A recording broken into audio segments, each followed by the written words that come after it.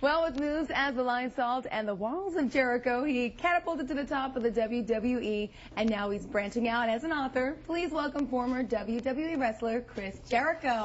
Welcome. Hey, thank you.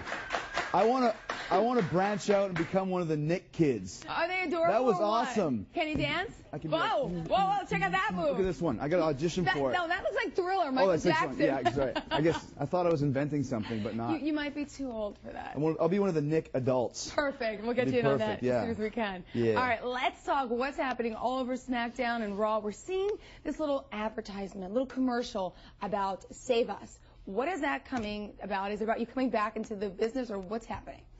Well, I mean, there's always speculation from the moment I left the business a couple years ago. Like, people always, I'm always the last to know. Like, you probably know more than I do. I don't believe it. But one thing was, after I finished writing this book, I got a little bit of a passion back for wrestling, and got a little bit of a spark back. Because, I mean, I had this dream when I was 8 years old, watching wrestling in my grandma's basement, that this is what I wanted to do. Really? I had no idea how I was going to do it. I mean, I was 8. But I went through all the trials and tribulations, and it took me about 9 years to make it to the WWE, which was my super goal.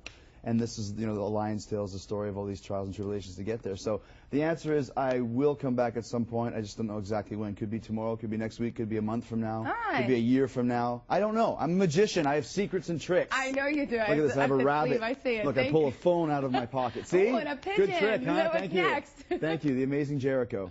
All right. So I was going to ask, of course, what you have been doing since you've been out of wrestling. Obviously writing the book, but also working in films, TV, hosting radio shows. Yeah, have a bake sale down the street. Just whatever needs to be done, I do it. Lemonade stand. Of course, it's very, very tart. Oh. But yeah, actually, the writing A Lion's Tale took me about 18 months, and it was a long process when I first started writing it. I didn't think it was going to take that long. But it's also very, very grueling and very deep, because you're writing your life on the printed page, you know, and leaving this stuff. It's like, my heart is an open book, a wise man once said, and that's the truth. And you're not only that, but people are reading it, reviewing it, go, oh, this is good, and this is not so good. Like, this is my life. It's all gold. It's comic gold, I tell you.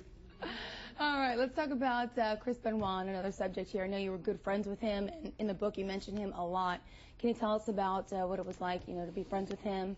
Yeah, well, he was a mentor to me and a big brother. I met him in 1992 in Calgary, and I was always kind of enamored with him. I was a fan of his from before that, and I met him the first day, and I was just, what am I going to say to him? I got to say something cool to impress him, and the only thing I could think of saying was, hi, my name is Chris, too. Aww. And then just kind of sat there. So but after that, we became really good friends. Like I said, big brother and a mentor. And this story takes place from 1990 to 1999. It's my life and my journey up until then. And I handed in the book in May, and all these things happened in June.